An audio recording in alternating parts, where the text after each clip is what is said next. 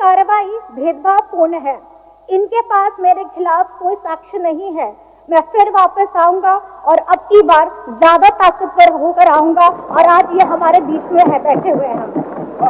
माननीय महोदय जी, मैं ये कहना चाहती हूँ कि जब न्यायालय का फैसला आया और न्यायालय के फैसलों के बाद हमारे लोकतंत्र के सभी स्तंभों में उनके स्थिति की चर्चा होनी चाहिए।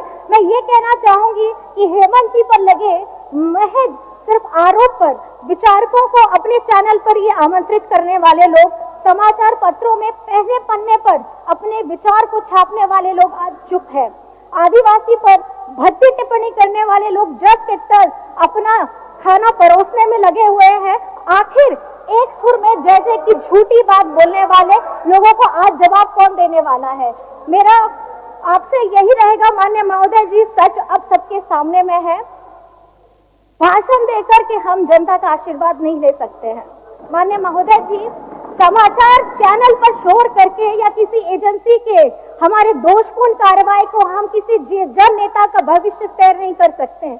अध्यक्ष महोदय जी, मैं ये कहना चाहूंगी कि हमारे सहस्त्र बाहु एनडीए के लोगों को ये समझना होगा कि ये झारखंड है। यहाँ पर मैं गुजरात की बात करके झूठा सपना दिखा करके आप वोट नहीं मांग सकते हैं। यहाँ हम काम पर वोट मांगते हैं और आज यहाँ हर एक व्यक्ति हेमंत जी के साथ में खड़ा है। तमाम अर्जुनों के बाद में भी, 5 महीने का तमाम अर्जुनों के बाद में भी आज हमारे लोग, हमारी झारखंड की जनता हेमंत सोरेन जी के साथ में खड़ी है। और आज हम अगर वोट मांगेंगे तो अपने काम पे वोट मांगेंगे और ये लोग अगर वोट मांगेंगे अपने झूठी कहानियों पर ये लोग वोट मांगेंगे। आज हमारी झारखंड की सरकार, झारखंडी सरकार हमारी बेटियों को पर्याप्त पहले हाउस ऑर्डर में लाइए, ये सुनिश्चित कर रहे ऑर्डर में लाइए लोग। पहले आपका दायित्व है, नेता प्रतिपक्ष आपका दायित्व है, सबको बैठे योजना लेकर के आ रही आसन पर है। बैठे। इसमें कम से कम हमारे 45 लाख बहन आप भी नहीं समझ रहे नेता प्रतिपक्ष जी। मेडन स्पीच है, मेडन स्पीच है, पहली बार बोल रही है, आपको सहयोग करना चाहिए।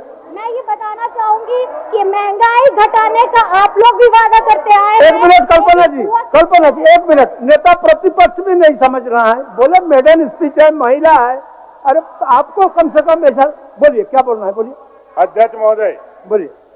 जो मीठी जहर आप लोग हम लोग को देते हैं ना, आप अपने आसन से बैठ करके, और जो विलन बनाने की कोशिश कर रहे हैं विपक्ष को, तो आप आसन पर बैठिए। आप बैठिए, नहीं आप बैठिए, आप आराम से बैठिए, आप आराम से बैठिए, आप आराम से बैठिए।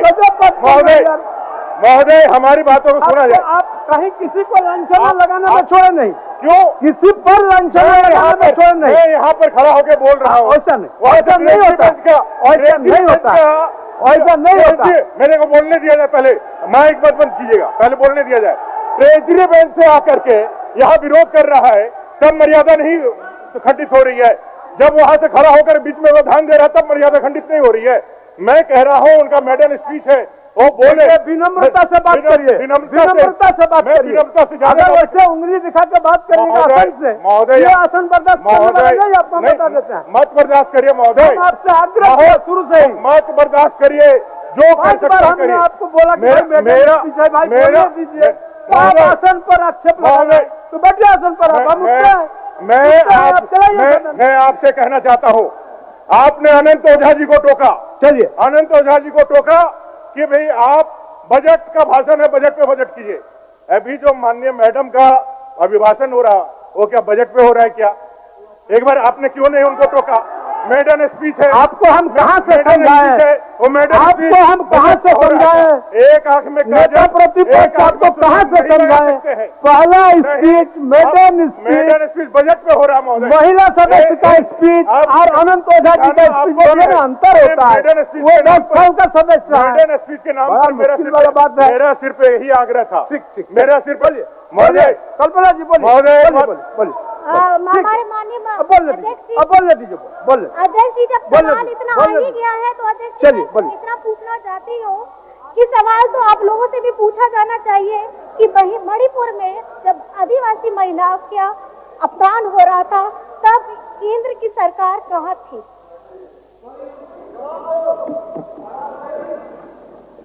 जब हमारे मध्य प्रदेश में हमारे आदिवासी दलित भाई को प्रताड़ित किया जा रहा था, तब केंद्र सरकार कहाँ थी? तो ये मेरा सवाल है कि जब आप हमारा आदिवासी धर्म कोड, हमारा पिछड़ों का आरक्षण, हमारे जितने भी यहाँ से नीतियां लागू होते हैं उनको वहां से इन्होंने आगे पास करने का काम नहीं किया है, और आज ये हमारी आदिवासी संस्कृति सभ्यता की बात करते हैं। यहाँ जो अभी आते हैं आसाम से, माननीय, उनको मैं बताना चाहूंगी कि वहां पर में असम में भी झारखंड के हमारे उराव, मुंडा आदिवासी के बहुत सारे लोग हैं। क्या आज इतने वर्षों से वो वहां रह रहे हैं, क्या उन्हें झारखंडियत का उनको सम्मान मिला है? उनको नहीं दिया गया है, लेकिन फिर भी ये बात करेंगे कि हमको आदिवासियों को बचाना है। कल मैं पूछना चाहती हूँ, कल एक पत्रकार ने मुझे पूछा कि मैडम आपको बहुत बहुत बधाई हो कि शीर्ष कोर्ट ने हेमंत जी के उच्च न्यायालय के निर्णय में मुहर लगा दी है। तो मैंने उनको सिर्फ यही सवाल पूछा कि सच की तो जीत हुई है, लेकिन मेरा सवाल हमेशा ये रहेगा कि हेमंत जी के 5 महीने कौन ला करके देगा? और ये बहुत बड़ा सवाल है। ये इसलिए सवाल है कि ये सरकार सिर्फ 5 महीने से पीड़ित नहीं रही है। 2019 का जब पूरा जनादेश मिला, उसके बाद ही तुरंत बाद यहाँ पर में हमारे विपक्ष के बैठे साथी लोगों ने और इनके चादर ओढ़े, सफेद चादर ओढ़े संवैधानिक संस्थाओं ने जिस तरीके से झारखंड की सरकार को गिराने का काम किया है, वो काफी दुर्भाग्यपूर्ण है। और यहाँ पर में झारखंड इसको स्वीकार नहीं कर रही है, और हमारे झारखंड के लोग जिस तरीके से आप लोगों को लोकसभा में जवाब दिया है, आने वाले विधानसभा चुनाव में भी आप लोगों को इसका करारा जवाब मिलने वाला है।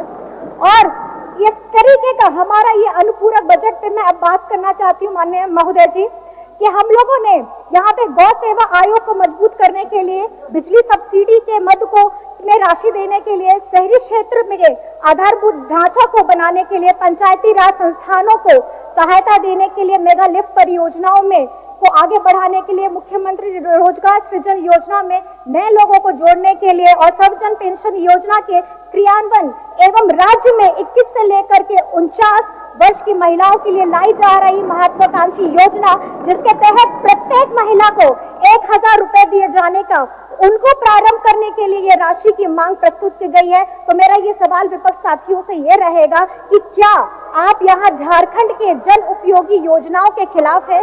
क्या हमारी यहाँ की सर्वजन पेंशन की योजना के तहत मिल रही राशि के खिलाफ है? या क्या आप झारखंड मुख्यमंत्री मैया सम्मान योजना के खिलाफ है?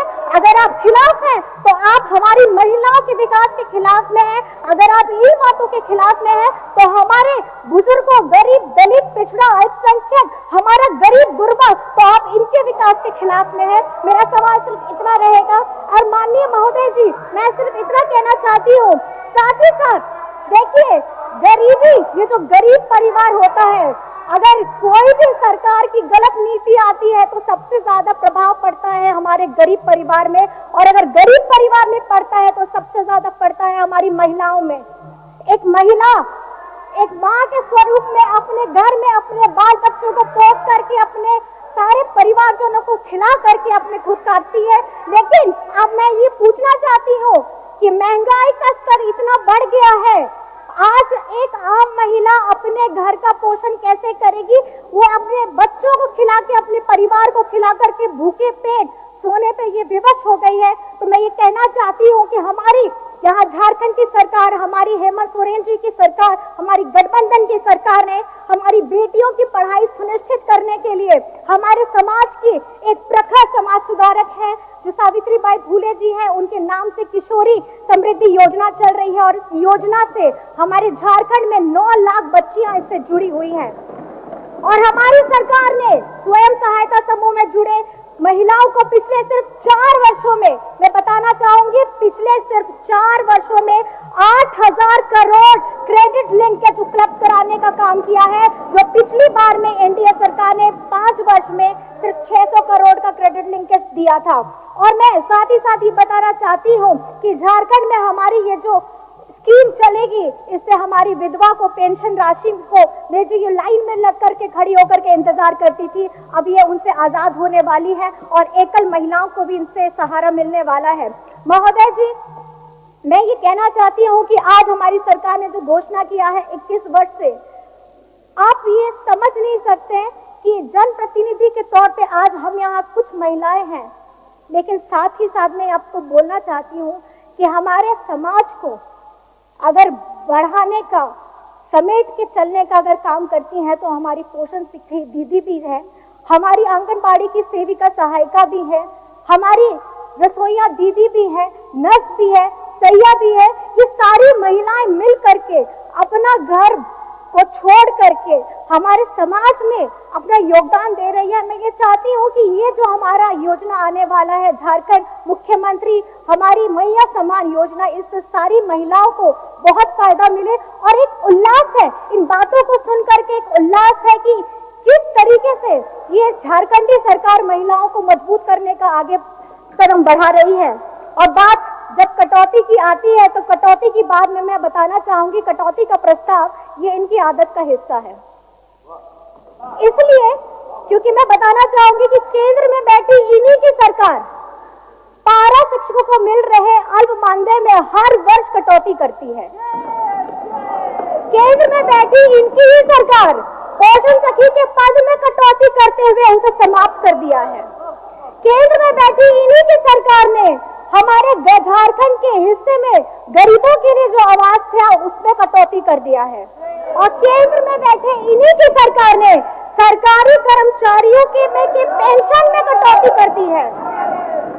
केंद्र में बैठी इन्हीं की सरकार ने सरकारी पदों में ऐसा कटौती किया है कि आज केंद्र सरकार की नौकरियां ही गायब। आपको काउंटर नहीं करना चाहिए बड़े भाई। केंद्र में बोलने दीजिए आप इनकी सरकार ने मनरेगा के आपको नहीं काउंटर करना चाहिए कि आज वर्षों तक सामग्री का भुगतान नहीं हो पाया है और साथ ही और इनकी सरकार की कटौती की आदत है कि भुक्तभोगी आज झारखंड का पूरा पिछड़ा वर्ग है। और मेरा सवाल रहेगा कि आखिर में पिछड़ों के 27% के आरक्षण के अधिकार का कटौती का जिम्मेदार कौन है? कौन है बता दीजिएगा।